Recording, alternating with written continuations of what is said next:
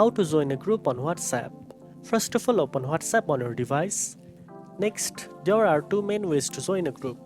One is by receiving an invite link, and the other is by being added directly by a group admin. If you have an invite link, tap on the link sent to you via message, email, or any app. After tapping the link, WhatsApp will open and show the group details. You will see the group name, description, and participants. Now tap on the Join Group button at the bottom of the screen. Once you join, you will be able to send messages, share media, and see other members in the group. If a group admin adds you directly, you will receive a notification in WhatsApp showing that you have been added to a new group. Tap on the group name to open it and start participating.